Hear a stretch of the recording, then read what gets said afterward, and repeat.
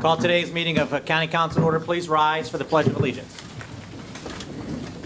I pledge allegiance to the flag of the United States of America and to the republic for which it stands, one nation, under God, indivisible, with liberty and justice for all. Councilwoman Law, optional prayer, please. Thank you, Mr. Chairman. Let us pray. We are working as servants for the people. We spend a lifetime growing and learning. As we look back and see years of our growing, we want to be proud of our decisions. We want to be able to say that we let the people reach us with their thoughts and use them to guide us to a decision for the majority. There is a time to hold on and a time to let go. Let us to know the difference. Thank you, Lord, for your daily guidance. Amen. Thank you, Councilwoman. Roll call, please. Mr. DeMaio. Here. Mrs. Fatika. Here. Dr. Faust. Here. Mr. Lyon. Here. Mrs. Lowell. Here. Mr. Horton. Here. Chairman Brenneman. Here. Hearing of the public, those who called ahead will have 5 minutes. Those who did not will have 3 minutes. When you come to the microphone, please state your name and municipality. We have one name that signed up ahead of time, David Garris. You'll have 5 minutes. My name is David Garris. I live in Lake City, Pennsylvania. I appreciate your consideration to have me speak today. If anyone in this room believes that a community college will solve Erie's problems, it won't. It'll help, but it won't solve the problems. These problems are deep-rooted within the attitude of why work when every part of life can be given to those that don't work. Medical, dental, home, food. Erie has become a place where people don't believe they have to work when everything's provided. And the various groups provide that. You have to admit that. I don't care whether you're white, black, whatever. People have developed that attitude. And I would strongly hope that a community college would change that. But you have to solve that attitude first. You have to get people wanting to go to work.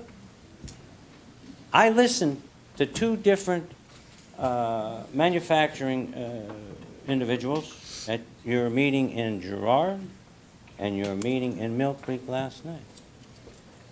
They have job openings. They have training available in-house, but they can't find the people. Why is that? Why can't they find the people to fill these jobs? Is it our school districts that are not providing what these places need? Is that what the problem is? You go to school. All of us went to school. For the most part, we're older. We went to school with the thought that we'd come out, we'd get a good job, and move forward. The jobs are there. The jobs are there. I understand what this community college business is about. It's the transition from 12th grade and moving forward to a four-year degree, as stated in one of your brochures that I read in the Empower Erie. Until such time as you can change the attitude of the working class, I don't see how this is going to work. Basically, you've said that the colleges and the universities, the tech schools, the trade schools are not providing what these employers need. How? I guess I don't understand it. I'm 70 years old. I guess I'm one of the baby boomers, and the millennials feel different. When I served my time in the Air Force, when I returned from Vietnam, and then went back into the workforce, I worked at Copes Vulcan in Lake City. I worked there 32 years. I was trained there. And most of you, or maybe some of you might know, we made parts for the nuclear power industry for our Navy. I never had any experience, never. But they took me in, they showed me what to do, and if you can work that type of thing into a community college and a community effort, okay, but get the people, get this problem solved where people want to go to work.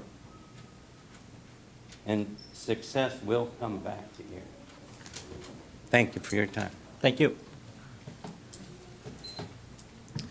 Any other citizen wish to be heard, please step up to the microphone. Please state your name and municipality, and you'll have 3 minutes.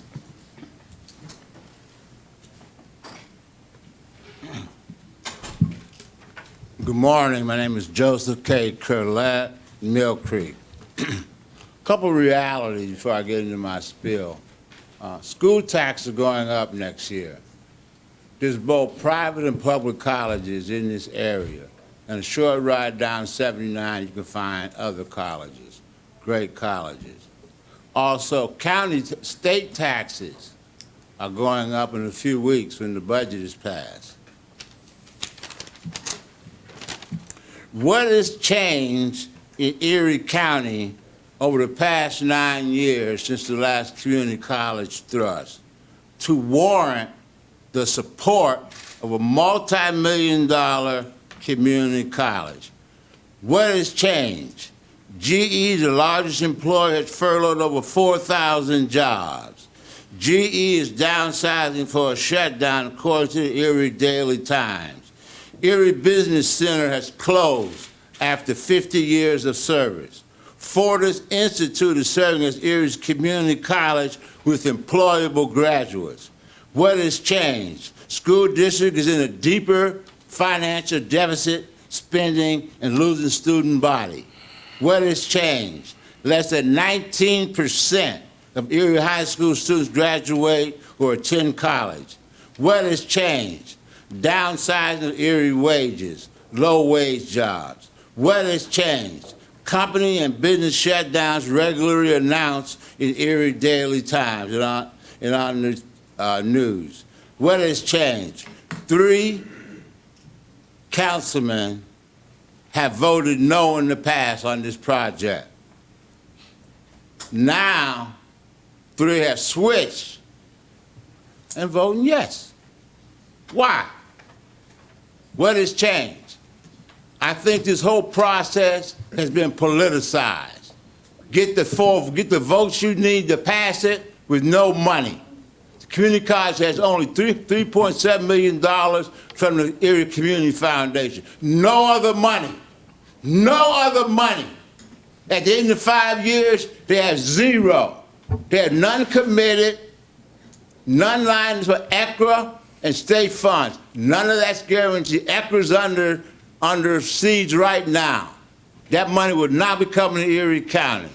Also, the colleges, where's the MOUs and agreements with the colleges saying they're going to accept these students from the community college? Nowhere. No cooperation in the city. It's a politicized effort by council. Find me the money after 5 years, tell me where it's coming from, how much, and maybe we'll talk. Thank you. Thank you, Mr. Collette. Anyone else from the community wish to speak?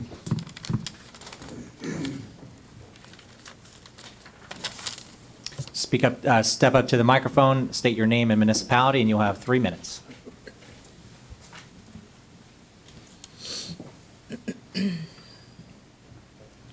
Reverend Charles Mok, Community Missionary Baptist Church, citizen of here, Erie City.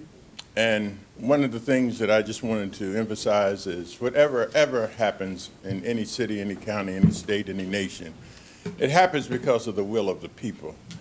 And it's rare when public and private enterprises can come together. It's rare when people can come together across geographical areas, the city, the suburb. It's rare when we can have grassroots as well as white-collar support for something that helps people at the bottom of the ladder of education.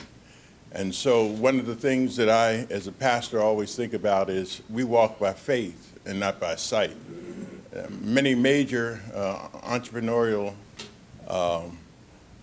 businesses and other things that have been accomplished over the history of Erie have not been accomplished other than by the will of the people. So it always is the will of the people that changes the atmosphere and the temperature, that creates new initiatives, bold and courageous new initiatives. And so many times those bold and courageous initiatives happen for people who are representative of the minority of a demographic. But the community college really represents those at the middle and the lower rungs of the ladder. And I think it really is a plus when people make a commitment, a long-term commitment to do that which is right by a group of people who otherwise would be left out. And so I think it's a courageous move. I think it's the kind of move that God has been known to do among cities and nations. I came from Harrisburg, Pennsylvania. That's my native city. We was one of the worst cities in the state of Pennsylvania. We were the lowest on the totem pole for years. It made a comeback because the will of the people decided that we were going to do this and we're going to do it right, and whatever it took, we were going to beat the bushes, and we were going to make sure that the city neighborhoods and other places would not be left behind. I think that's the spirit of the community college movement. There's a spirit alive that has integrated public and private, mental and emotional and willfulness, and I think that that's the kind of spirit that Erie needs, especially in light of the negativities that we hear so often about this mistake on the lake and Erie is behind. It's going to take bold initiatives like this that would allow us to have something very positive and something that says to all of the citizens of Erie and Erie County, you matter to us. Your education matters to us. And you don't have to be filthy rich in order to get a good education. It is a stepping stone to higher educational aspirations. And so with that, I hope and I pray that we do have the votes to pass this. Thank you, Reverend. Anyone else from the public wish to speak?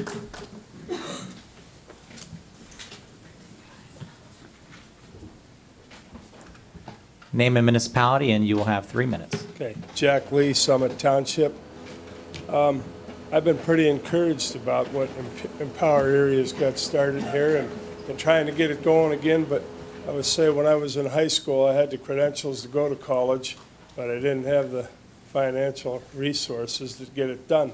I didn't want to borrow money when I didn't know what kind of career I was going to do. So I got into the building trades. There was no mistake there. I've made a good living, worked hard, met a lot of people, learned a lot. But nonetheless, I think Erie's got a great opportunity to turn things around here. And I've seen in 40 years a lot of industry leave this town. Shops I used to work on are now open parking lots, been leveled, gone. Nothing more happening there. Goldenrod's growing up out of the cracks of the old floors. And I could probably make you a list of 40 shops. So instead of being negative, I think this is a real positive move to try to make some changes in our community. I know Erie, I think Erie and Erie County have great opportunities, and we do have the lake, and we have I-90 and I-79 that we're within 2 hours of 3 big cities and a lot of population. And people kind of forget about this. We can keep kicking the can down the road or try for change and see if we can turn it around. I think this geographical area has a lot going for it, and I think a community college would really help out. If anybody wouldn't take advantage of it and the industry wouldn't take advantage of it, shame on them. I know in the building trades we've always had our own apprentice programs, and most of those are somewhat amateur. And it's a shame that we didn't have the resources to find somebody, professional educator, to come in and help set up a program, you know, but we've always gotten by, but I know it could be a lot better. So thank you for your time. Thank you. Thank you, Mr. Lee.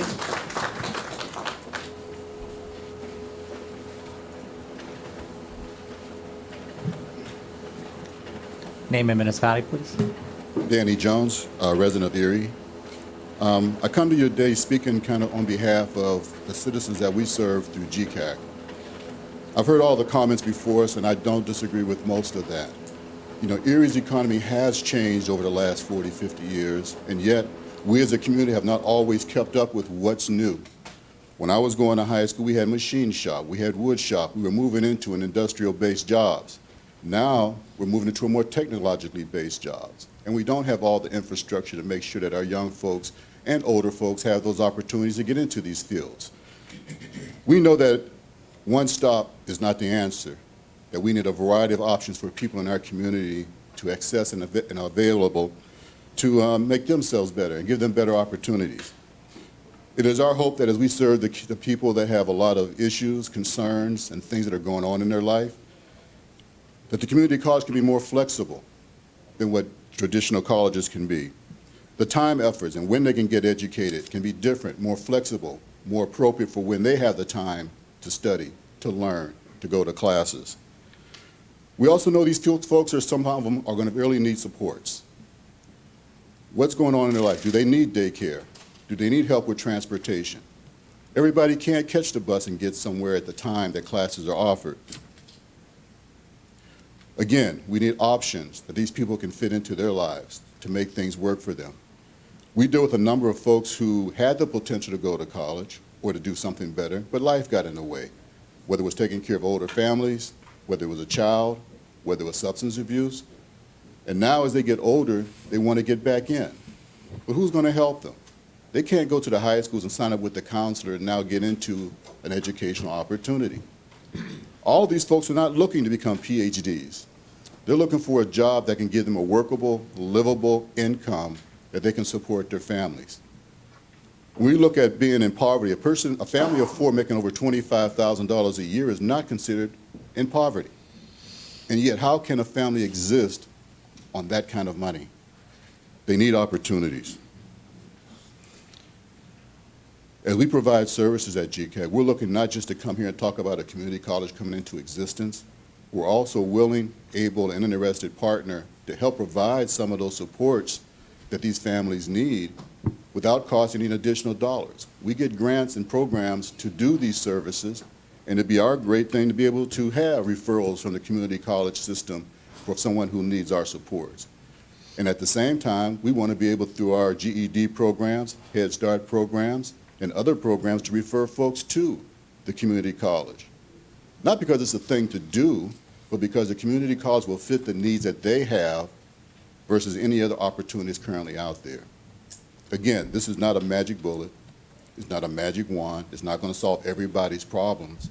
But again, in a community that is now starting to have a sense of wanting to do something different, throughout this community, you're hearing people coming together and trying to do something to really help the citizens. This is just another tool, another option, another opportunity that we hope comes forth to help people that need this opportunity. Thank you, sir. Thank you. Thank you.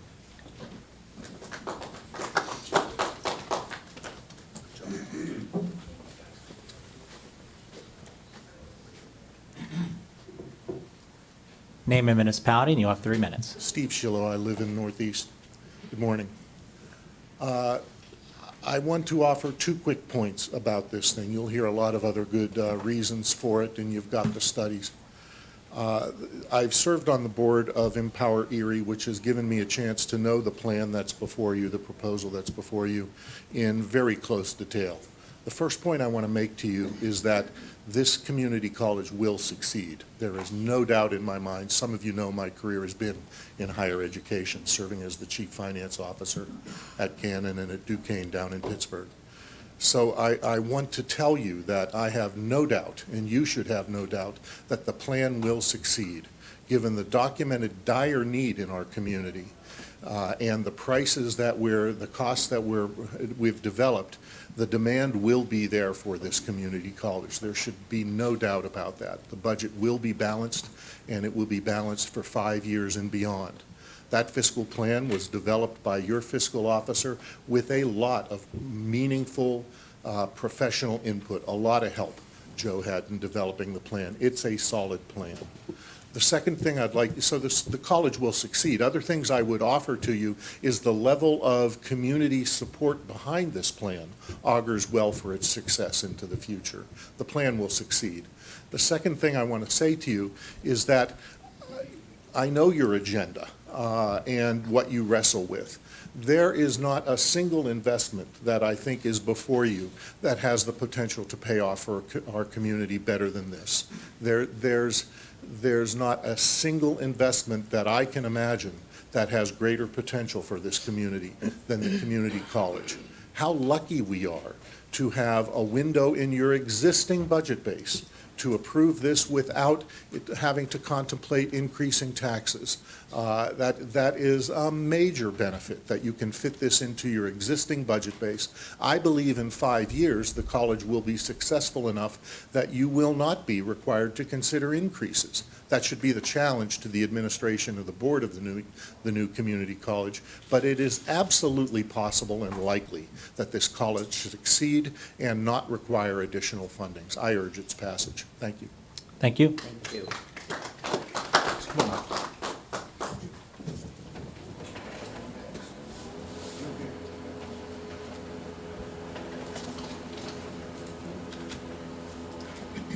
Name and municipality, and you'll have 3 minutes. Tim Hunter, I'm a resident of Harbor Creek. I'm also president and CEO of McInnes Rolled Rings, a manufacturing company located on East 12th Street, and president and CEO of Erie Bronze and Aluminum, a manufacturing company on West Ridge Road in Fairview. Both companies use state-of-the-art technology in the world today to employ almost 100 people together and provide great manufacturing jobs, paying great wages and great benefits. We're very, very proud of that, and we're like so many other manufacturers in your community. I'm also chairman and on the board of the Erie Community Foundation. I also sit on the boards of the Erie Regional Manufacturing Partnership and the Chamber, and I'm a past chair of the Manufacturer and Business Association. Probably the best part of this entire process for me has been watching the business and manufacturing community rally around the community college plan. Virtually every business group that Empower Erie has presented to has voted to endorse this plan. Businesses really believe it's time for an Erie County community college. Speaking for manufacturers in particular, manufacturing still makes up 22,000 jobs in this community. A lot of us don't think about that. Only about 10% of those jobs are at our largest employer, GE. Many of those jobs are at companies like ours. We also make up 25% of Erie County gross domestic product. It's a huge number. Manufacturing is still a huge component of what we do here. And we're at a critical time. We are still dealing with the skills gap that has been widening for the past couple of decades. And now we're about to deal with the impending retirements in manufacturing. We've had an aging workforce. We have many, many thousands coming out of the workforce in the coming decade. So as manufacturers, we believe the institution can really address these needs at scale. That's the difference that a community college does for our county. In addition, as manufacturers, we travel a lot. I mean, our businesses here in Erie County, we only have a handful of customers here. But we have hundreds and hundreds and hundreds of customers throughout North America. So we travel, we see communities, and we see our customers in these communities aligned with their community colleges.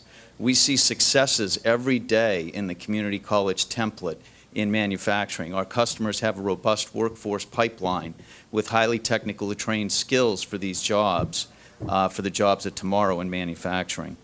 So we see these examples every day. We recommend this highly for Erie County and look forward to growing with it and making it better as we go. Thank you. Thank you. Thank you.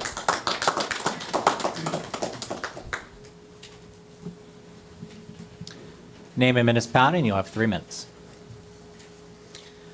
Good morning. Chairman, council members. For the record, name and municipality. I'm sorry. Lou Alioto. I'm representing myself as a taxpayer of Erie County and not as a school board director.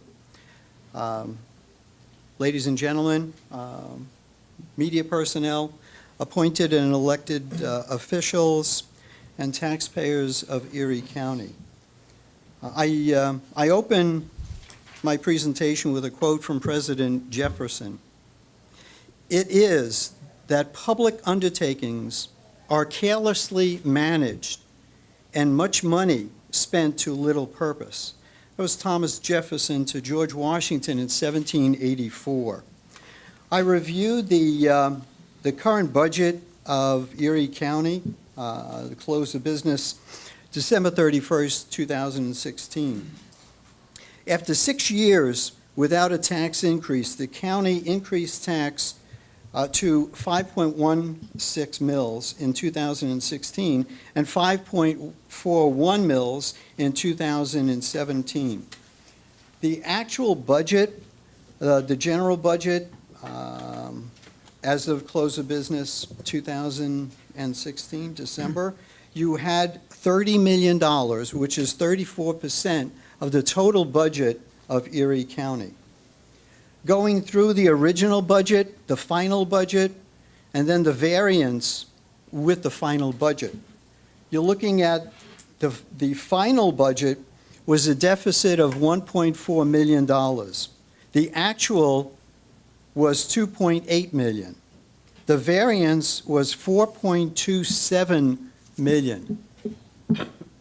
I had some questions, and so do many taxpayers of Erie County, as to these statistics. I present my presentation to County Council as of yesterday in a email correspondence, and I would appreciate this be incorporated into the minutes of this meeting. I am not going to read the entire 5 pages of questions and comments that I had, but I will ask some questions. What employees came to Empower Erie and provided letters of endorsement, letters of financial commitment with financial support? Typical outcomes of the community colleges remain one of the lowest retention and placement rates in comparison to other types of post-secondary institutions.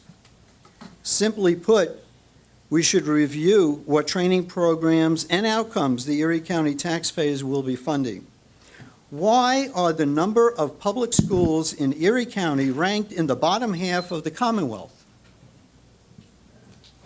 Mr. Alioto, your time is up. Thank you. Thank you for your time. Have a good one. Anyone else from the public wish to speak? Just come up, whoever first come, first serve. You're welcome to come up and wait as well, just to save some time.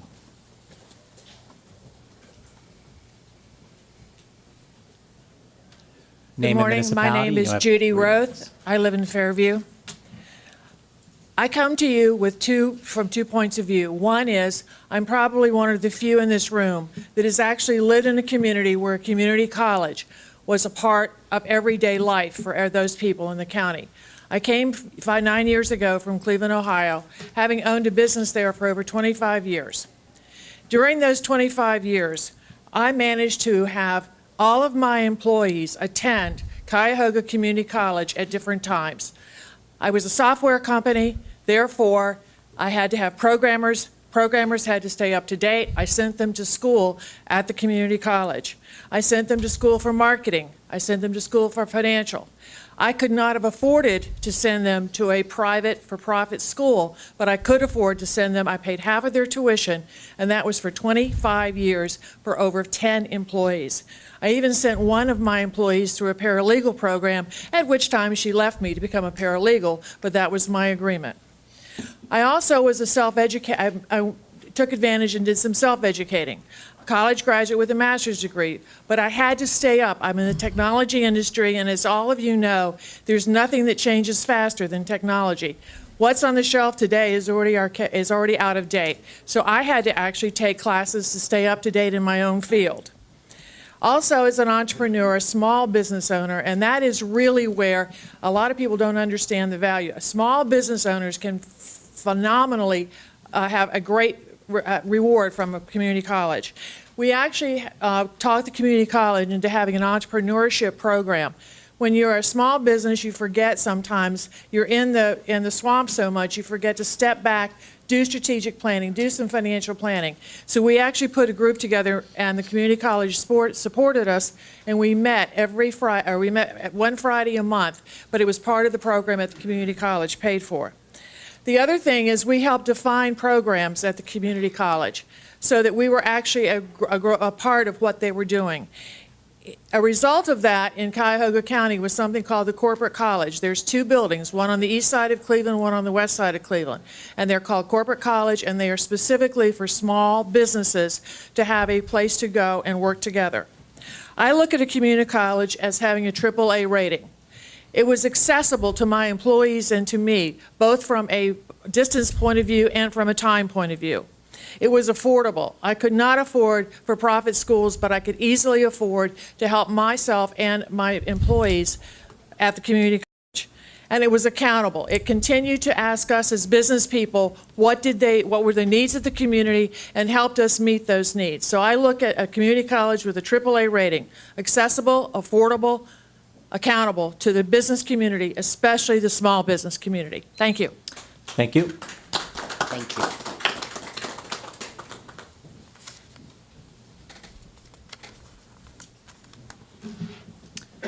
Name and municipality, and you'll have 3 minutes. Morning. Andrew Finan, Northeast Township. First, every council member should record a vote on this matter unless they're, through legal reasons, they are required to abstain from voting. If just a secondary or tertiary effect on your employment should not affect that, and your legal counsel should be telling you something about that. Otherwise, we will go through a period involving this community college where parts of the county that are represented will have no voice. Across the county, the pension liabilities of the school districts in the county are in the hundreds of millions of dollars. The post-employment benefit, other than pensions, is in the hundreds of millions of dollars. The county has not come up to complete funding of their own pensions or their post-employment benefits.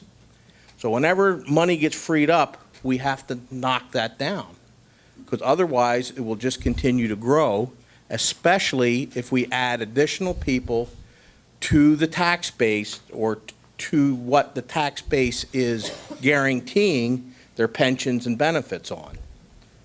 So we looked at, sure, you look at a 5-year plan, but in reality you have to be looking at 10 and 15 years out. And you look at, for instance, you could take a look at Beaver and Butler County community colleges. If you looked at what those counties are committing to their community colleges, it approaches $4 million a year for each one of them. So to think we're going to do it on the cheap up here because we're Erie isn't going to work in the long term. It catches up to us.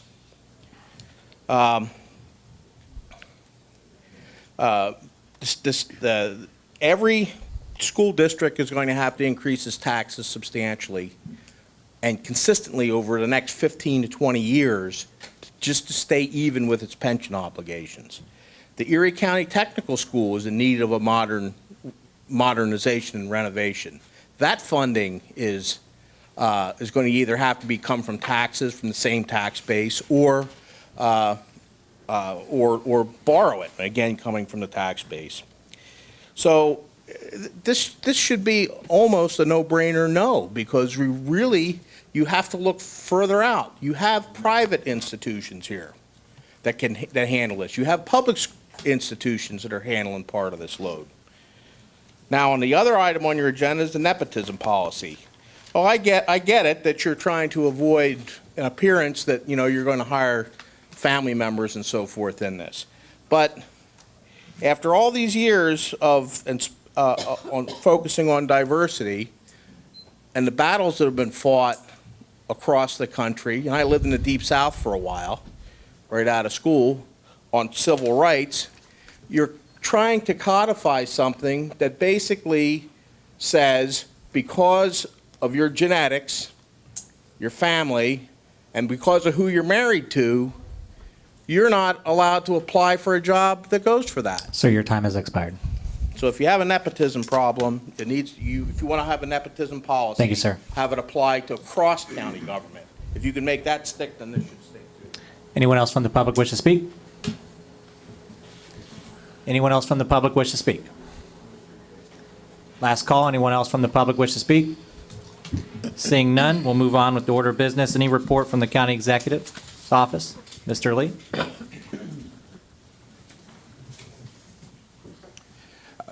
Good morning. Thank you, Chairman. On behalf of the county executive, I would like to, first of all, thank council for the transparency, for the openness, and for listening to your constituents. As I'm listening to all the comments here on today, I reflect about this great nation, and it is democracy. It is an openness. Whether you agree or disagree, you have an opportunity to voice it. So I appreciate that forum.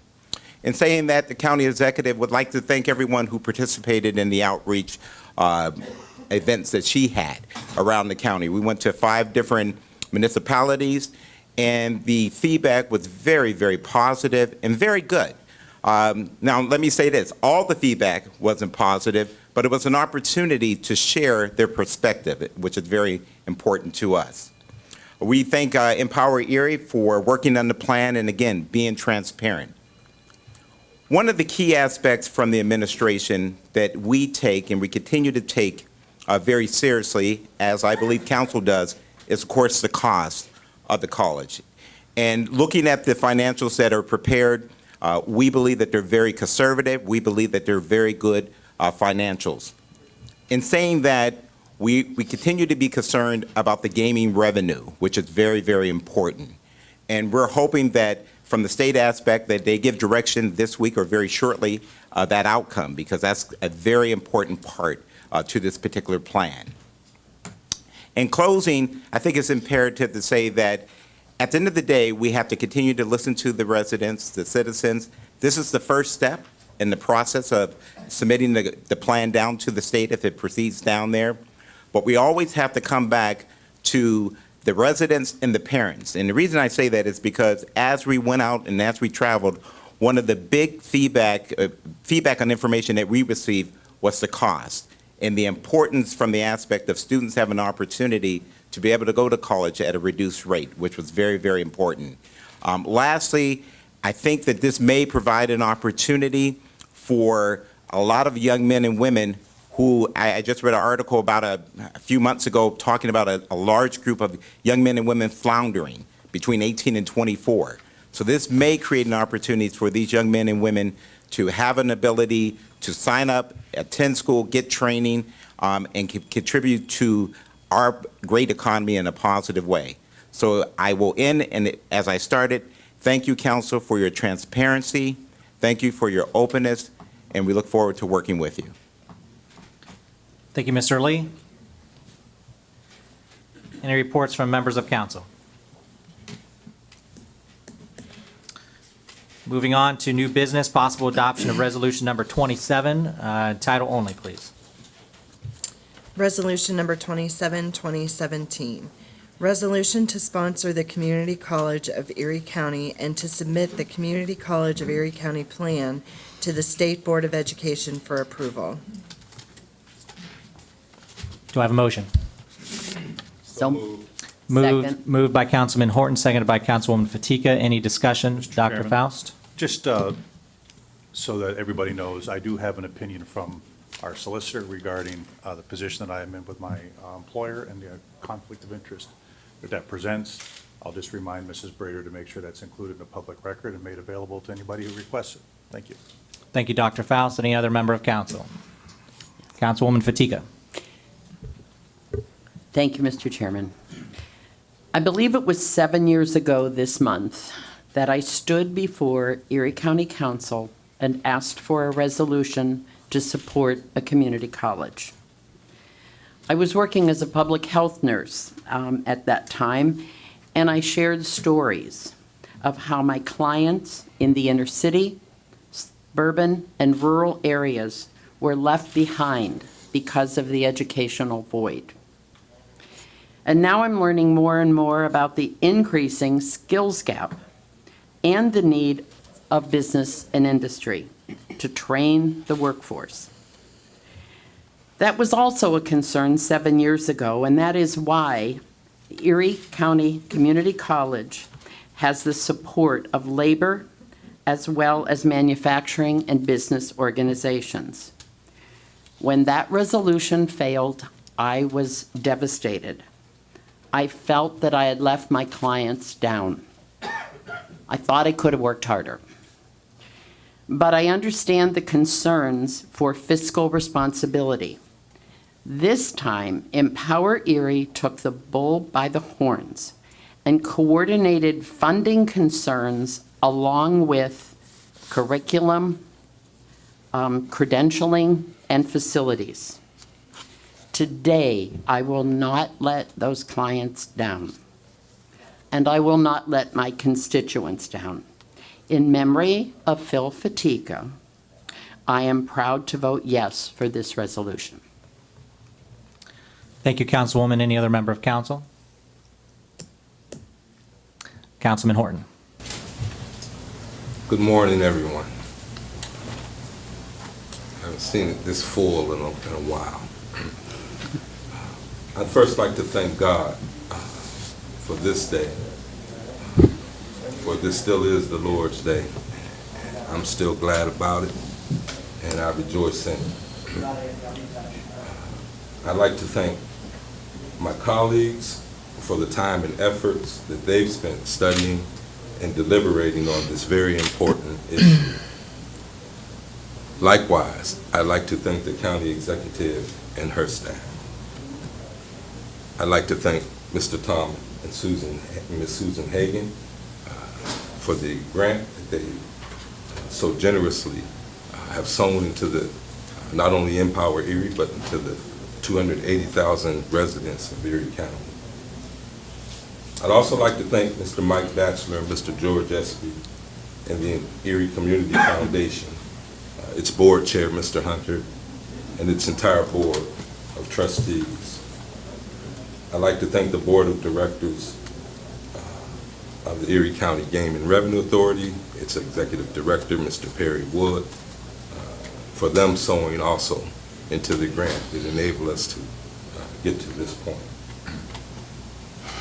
So let it be recorded in the annals of time that on this day that we chose hope over fear. Let it be that we chose light over gloom and doom and darkness. Let it be that we chose the positive over the negative, and that we did not give up the fight. We did not give up the ship. Instead, we did what was right for righteousness' sake.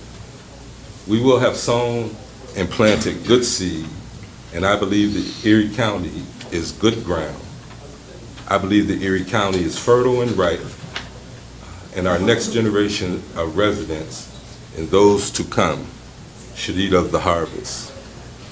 Whether you have a dirt floor in Union City or Corey, or you live on 3rd and Wallace, or you live in the suburbs of the affluent in Fairview, we believe that a rising ship should lift all boats.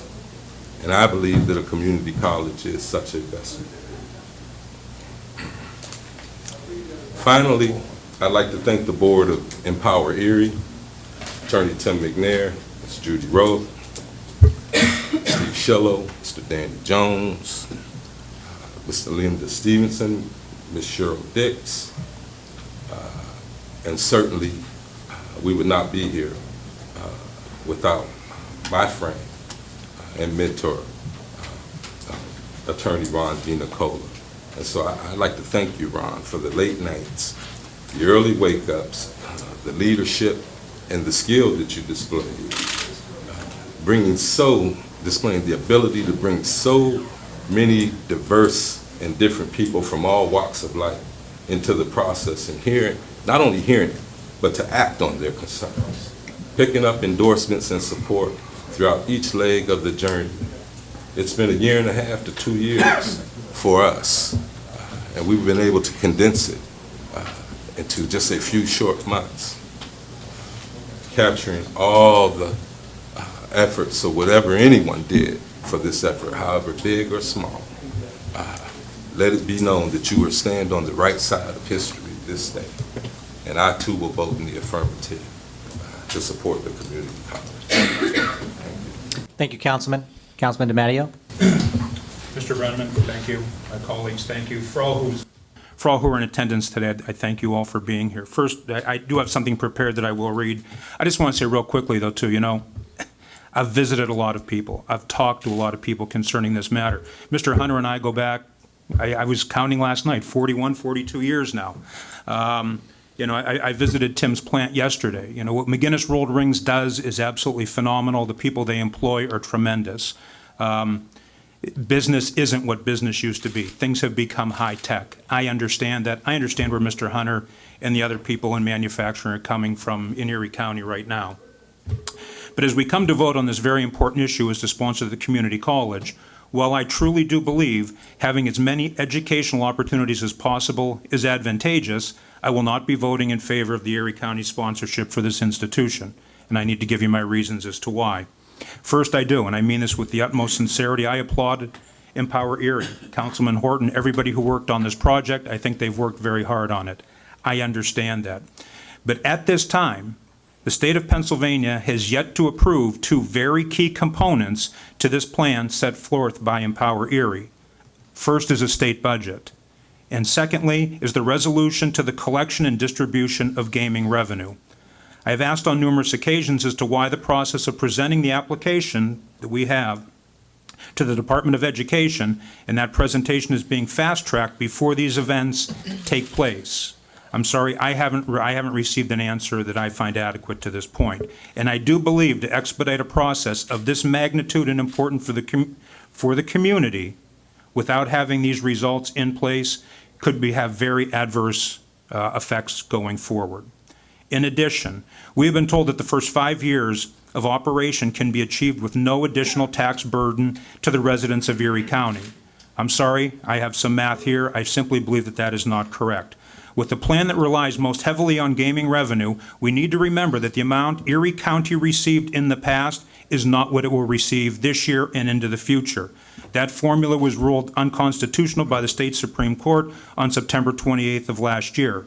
What we currently have in gaming revenue possibilities is the plan accepted by the state legislature on June 7th, this past month, or a couple of weeks ago. That plan includes $8 million coming directly to Erie County and the dissolution of the Erie County Gaming Revenue Authority. Let us look at how Erie County's current reliance on gaming funds and how that could only otherwise be attained through a tax increase actually plays out. Okay, and just a couple quick figures here. If the community college of that $8 million uses on average $4 million, Erie County Library of our gaming funds currently has in the budget $1,053,000.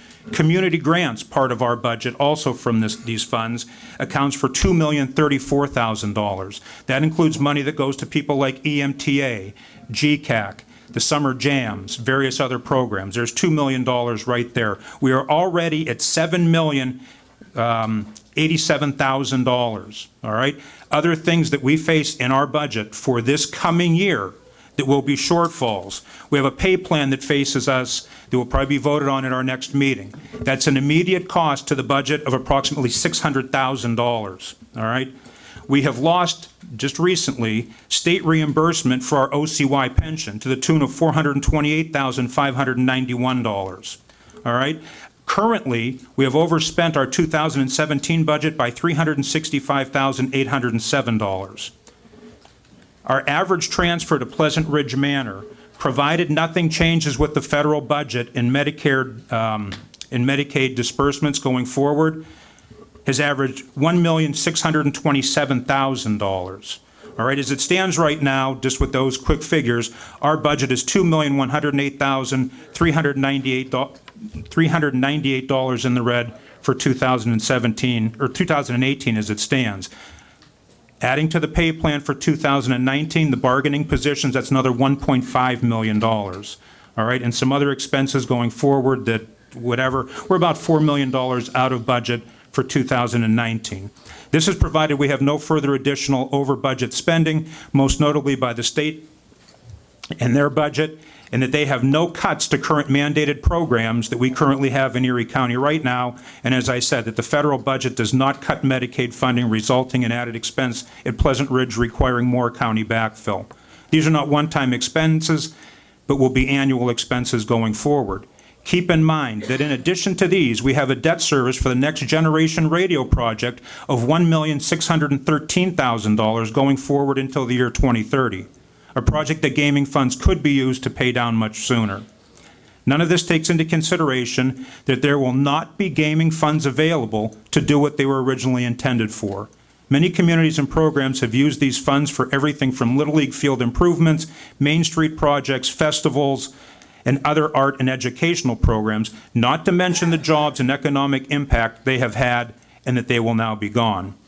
The loss of such funds and the good that they have brought to our community will also be lost. 10 years of this investment in these programs will go away unless funding is saved, redirected, or more revenue is generated. That can only be done one way, and that's through increased taxes. Something Empower Erie has told us would not be necessary for the first 5 years. Based on the figures, it is not possible unless other areas suffer. Gaming revenue, I believe, should have and could still be used as a safety net for the county in addition to other community efforts. What will happen in 5 years when the gaming funds now have to be renegotiated to possibly a lower amount? Will cost for the community college, unfortunately, will continue to rise. The questions are numerous and there are no guarantees, but I am willing at this time, with the unknowns of the state budget and gaming disbursements, I am not willing at this time, with these unknowns, to place the taxpayers of Erie County into such a position. And one final thought, keep this in mind, that on the 28th of January 2013, the fund balance for Erie County was $15,231,414. That's after our 2 months of expenses. Taxes were increased in 2015 and 16, which generated $6,261,952. After our last meeting and the approval of various ordinances, the fund balance has now dropped to $6,531,113. If we're saving that money for a raining day, I think it's starting to rain pretty hard right now. Thank you. Thank you, Councilman DeMaio. Councilman Lyon? Thank you, Mr. Chairman. First, let me state that Mr. Gary's and Dan Jones indicated this is not the solution to all our ills. I agree with that. It isn't the solution to all our ills. We're going to have to address those ills as we go along. But I look at this from a different standpoint. I believe this is the best thing that can happen for the middle and low income groups that we have. It's something I look forward to as I have in the past, even though in the past I had to refrain from voting for it because I did have a conflict of interest at that particular time. I've always been in favor of community college, and I'll say that again. I've always been in favor of a community college. I think it's important because I do believe, as I've said, it isn't going to cure all the ills that we have, but it's a start. And if we don't do something and do nothing at all, I believe this community is going to be nothing but a rust belt in the future. Nothing ventured, nothing gained. Thank you. Thank you, Mr. Lyon. Councilwoman Law? Thank you, Mr. Chairman. Once again, I must state that this is a move that should not happen at this time. Erie County should not get into the community college business. Let me tell you how I came to this conclusion. It is redundant and not needed, as we have 6 schools and adding the rural regional college by the state. These schools provide the education that you're looking for and at the price you would like. There was a public survey done on the need and interest on a community college. 51% of the people stated they didn't feel it was necessary. Why would we want to reinvent the wheel?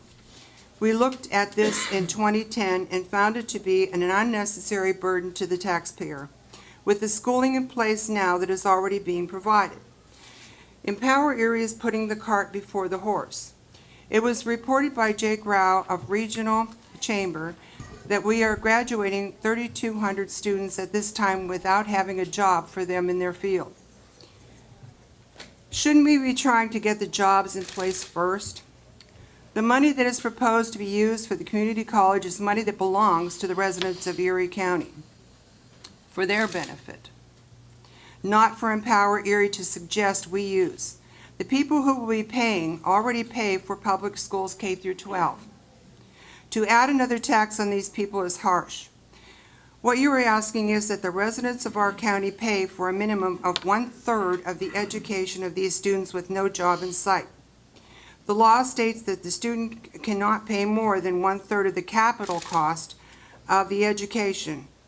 What it doesn't say is they pay 1/3 of the operating cost. And it doesn't say that they're required to. It could be less than 1/3. The state doesn't guarantee that they will be paying 1/3 of the cost.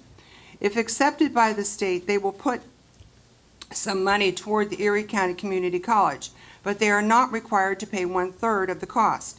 The amount of the next year may not go up from the previous year.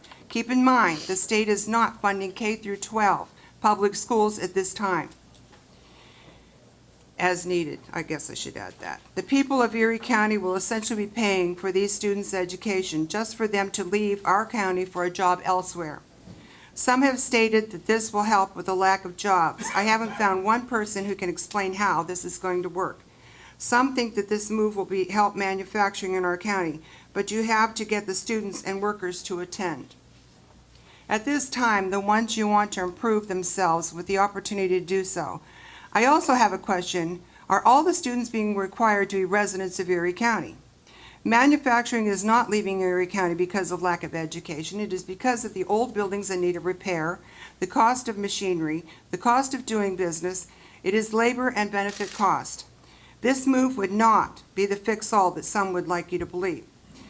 If it is decided to move forward with the community college, then we need to ask how many students start and how many actually finish and obtain a certificate in the same field of their studies. The data shows that a poor rate of completion versus the cost to provide this post-secondary education. We also need to ask about the courses, subjects per associated degree, and lists of courses that are non-specific skill-related that far outweigh the technical skill. Will there be basic requirements to be accepted in this college? Will we be paying again to teach what is part of the secondary education already? According to the Digest of Erie Education Statistics, for a 2-year associate degree, fewer than 1 in 5 students graduate with 3 years. A report from the National Student Clearinghouse Research Center concluded that just 20% of community college students graduate to a 4-year school. For too many students, the community college has become the higher ed equivalent of the Bermuda Triangle. In the Erie Times, there was a 4-page ad for the Institute of Medical and Business Careers on West 26th Street. The ad stated that they have the right training for your need: medical, machine technicians, welders, etc. Also, they offer the financial aid. I called a member of Empower Erie and asked several questions. One was, of the 280,000 residents of Erie County, how many did you interview for this to get these results? The answer was 600. Not even 0.25% of the people, and only 72% of them agreed there is a need for community college. What 430 people of 280,000, that is 1/15% of the total population. Does anybody remember Camtech? That faux pas cost $16 million to the taxpayers. Another question was, Where do you think the jobs will be coming from for the graduated students? The response was 5,000 will be retiring over the next 5 years. With 3,200 graduating each year from the schools, we already have no jobs. We still won't have the jobs for any graduating from the community college either. Do we really want to take the gaming money, if we continue to receive it, which belongs to the residents? If you insist on having the taxpayers pay for the student tuition, rather than directing students to attend community college, the money could be better spent helping students already in the system to succeed. I suggest that if we want to get involved, we should set aside a scholarship fund with restrictions on completing the courses started and promote post-secondary education to all residents of Erie County. With no confirmation on the gaming money stay in Erie, which I remind you belongs to the residents, the Erie County government budget could be short without taking the millions for this project. Some are supporting Erie County Gaming Revenue Authority, EGRA. If you do the math, you can't have both. There isn't enough money to go around. If this is approved, there is no plan in place to stop the board from spending any amount they feel is needed. It doesn't set a number or percent per student, just a blank ticket to spend. I opened a website, LinkedIn, which indicated there were more than 2,000 jobs available in Erie County. Erie, Edinburgh, Corey, and Waterford. Sure, there was. None of them required a community college education equivalent. Either it required a 4-year degree or did not need an education beyond high school. As I stated, I am opposed to this move. I refer back to the question, does the cost justify the means? Thank you. Thank you, Councilwoman. As chair, I have the benefit of speaking last. My decision on this matter is one that's informed by my own personal experiences, the research by others, and my own research. First off, as a 18-year-old kid with a GED, living in a community that did not have a community college, I did not have college as an option for me.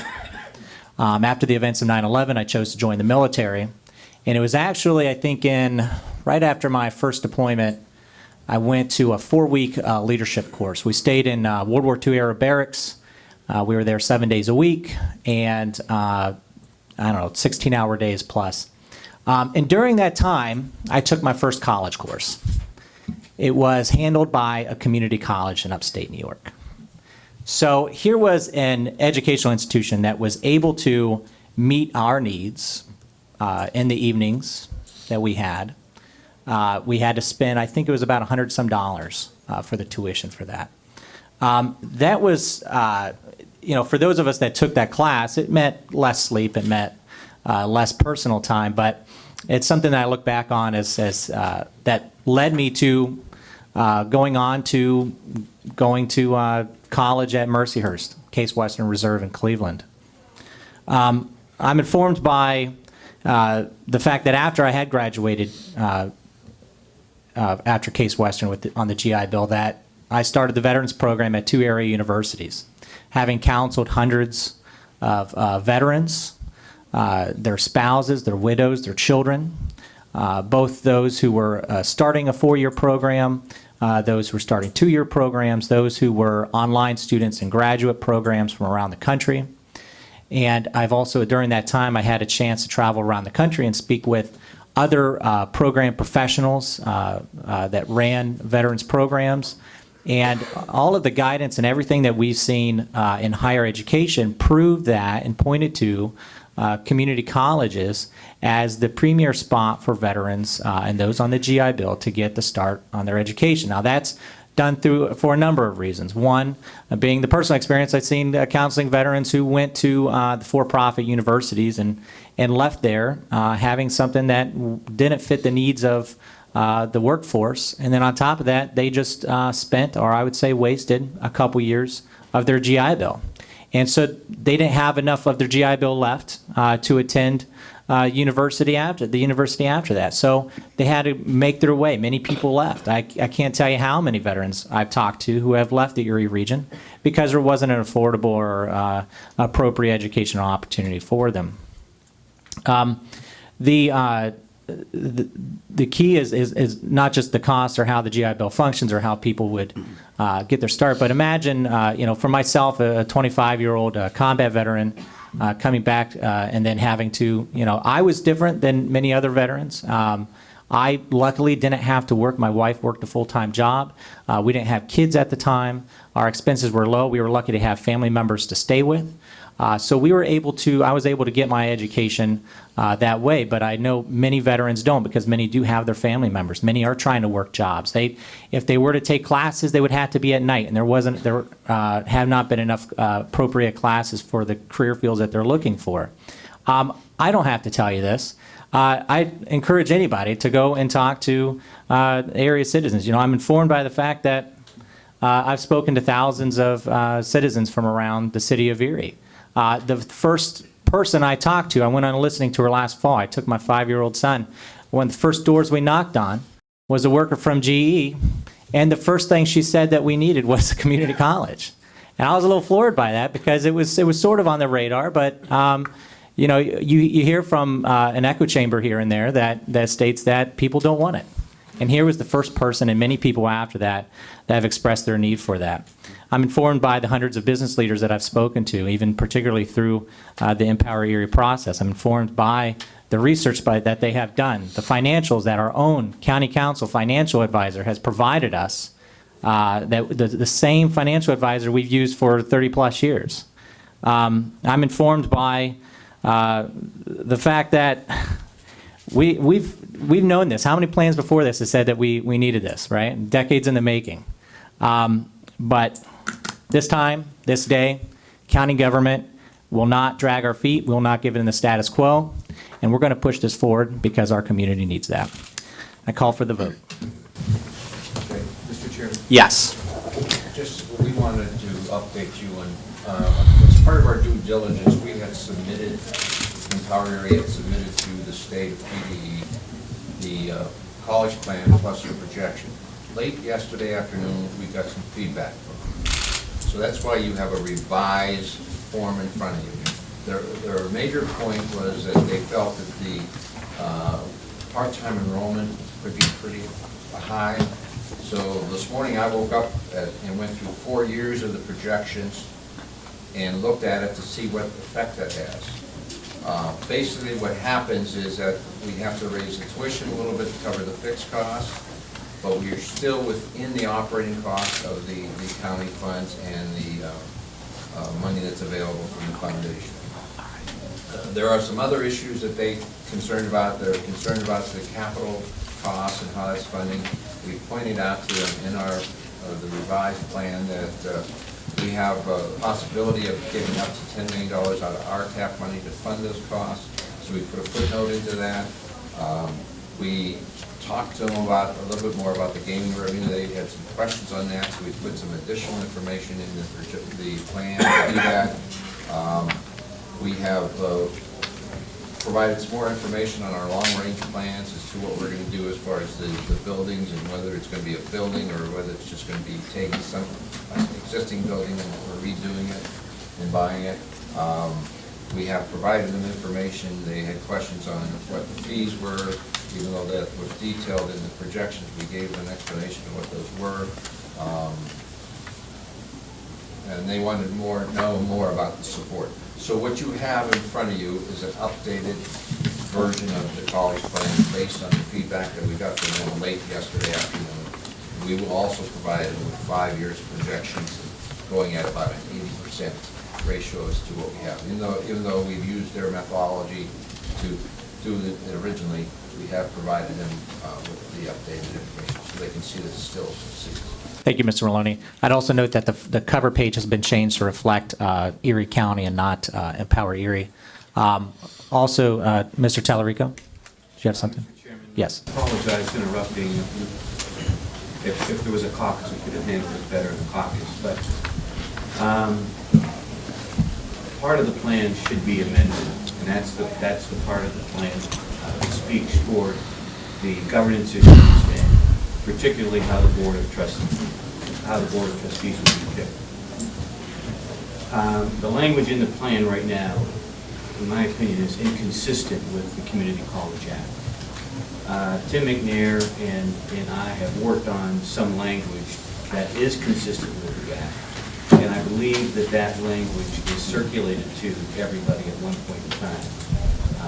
If not, I think you should all have a copy of this. That was included in this most recent version, was it not? That same language?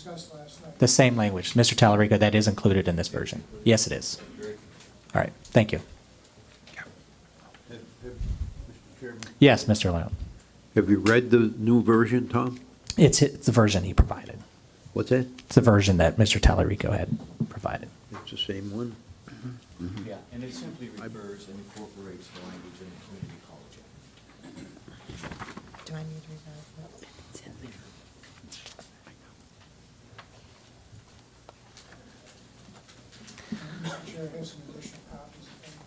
Sure, I think a digital copy was provided to council. Yes. Also, I'd like to point out the fact that even with these discussions that happened most recently, that this sponsorship is the first step in the application process. And that's okay, as long as we're not doing damage to. This whole process has probably been one of the most collaborative efforts I've seen, and some of the most robust discourse with the public, private sector, community leaders, public leaders, and elected officials as well. The discussions have been very fruitful between the county executive's office, county council, those volunteers with Empower Erie, and of course all those other leaders, many of whom are here today. This is a decision we're not making blindly. It is a decision that we have been made with the utmost discussion and transparency, has been said before, and it's something that I think it should serve as an example for how county government, how government in general should operate. With many of the questions that people may have, just know that some of the questions I've heard here today, many of the answers have already been provided before, and that today, while it is the first stop, is the first chance where we can say county government will not hold this up one more year, one more decade later. It is not the last road, and it's not the last stop on the journey. So with that, I would ask Ms. Brader for roll call. On resolution number 27, 2017, Mr. DeMaio, No. Mrs. Patika, Yes. Dr. Faust, Abstain. Mr. Lyon, Yes. Mrs. Lowell, No. Mr. Horton, Yes. Chairman Brenneman. Yes. Resolution number 28 in its entirety, please. Resolution number 28, 2017. Resolution to prohibit the employment of elected county officials and their families. Whereas County Council of the County of Erie has adopted a community college plan, the Community College of Erie County Plan, to be submitted to the State Board of Education for approval. And whereas County Council of the County of Erie, on behalf of the County of Erie, has agreed to serve as local sponsor of the Community College of Erie County, subject to and in accordance with the Act of 1949, March 10, PL 30, number 14, as amended, 24 PS, section 19-1901A at sec. And whereas County Council of the County of Erie, to avoid the potentially corruptive aspects of nepotism, desires to prohibit the elected officials of Erie County and their families from making application for or accepting employment with the Community College of Erie County. Now therefore be it resolved by the County Council of the County of Erie, pursuant to Article 2, Section 3B1 of the Home Rule Charter of Erie County. 1, that no elected official of Erie County or any family member of an elected official of Erie County shall be eligible for, apply for, or accept employment with the Community College of Erie County, or be a member of the Board of Directors for a period of 5 years, beginning on the day 60 days after the State Board of Education has officially approved the Community College of Erie County Plan of 2017, and 2, that any family member of an elected official of Erie County shall extend to the elected official's husband, wife, son, daughter, brother, sister, parent, grandparent, grandchild, son-in-law, daughter-in-law, sister-in-law, brother-in-law, parent-in-law, aunt, uncle, niece, or nephew. Do I have a motion? So moved. Moved by Councilwoman Law, Second. second by Councilwoman Fatika. Any discussion? Mr. Chairman, Dr. Faust. just quickly, as with other issues regarding the community college, I will abstain from this vote. Thank you, Dr. Faust. Councilman Horton. Sure. I will not be supporting the resolution for the reasons that I stated to my colleagues, and one that I feel that it's redundant and that the administrative code, I think, speaks to conflict of interest, as well as I see it as being overreaching. I believe that it's a sad farmer who plants a field and doesn't expect a harvest. And certainly looking around the Erie community, I don't know of a lot of indications where, and I'm just talking about me and my experiences, where black folks have benefited from nepotism. I do know the effects of nepotism have crippled this region. But with that said, I don't believe that there's been enough discussion on it. I don't believe that we've had the discussion. Does that extend to work study or internships? And as I just said, it's a sad farmer. I would hope that one of my grandchildren would attend a community college in an area where we suffer brain drain, in an area where our children leave for lack of opportunity. I stand for hope, and I don't think that, not that I have anyone that I'm interested in looking for a job, but I stand for opportunity, and I don't think that my family members should be excluded from some of those opportunities. If you don't want to do nepotism, don't do nepotism. Certainly, we don't have to look far. We can look throughout the county with its 1,200 employees, with only about 67 people of color, African American. We can look throughout the city, and certainly we can look throughout the school district to see the effects of nepotism. And so with that in mind, with the thought that it's being redundant, already been addressed, I also feel that it's a political red herring, unnecessary, and I'm not in the mood for politics today. So I'll be voting no. Thank you, Councilman. Any other comment? Roll call. On resolution number 28, 2017, Mrs. Fatika, Yes. Dr. Faust, Abstain. Mr. Lyon, Yes. Mrs. Lowell, Yes. Mr. Horton, No. Mr. DeMaio, Yes. Chairman Brenneman. Yes. Mr. Chairman. Councilman Lyon. Yeah, before we adjourn, I'd just like to state a couple odd facts.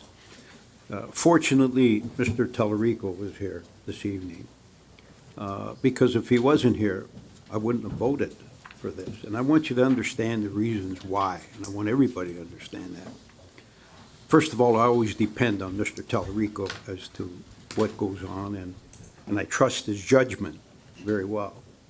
But, you know, when we end up getting the following day or sitting in our chair ready to vote and we find that there are some changes, the difficulty for me is that I want to review these changes. And I haven't had the chance because I've been visiting my family, I've been out of town, haven't had the opportunity to do too much. So I've depended on Tom, and I've also depended on Joe Maloney. But I think that the time has to come where things like this don't happen again. Because I assure you, if I have to sit here and not study the whole issue on my own, besides having a few people that I trust, I will not vote for anything. And there's future even in this, okay? There's future even in the community colleges. As the time goes on, I will again depend on Tom and also on Joe as to their decision and their judgment, because I trust them. I just wanted you to know, I just don't like the idea, like I said, of having to find something changes within 2 minutes of my time to vote. Okay?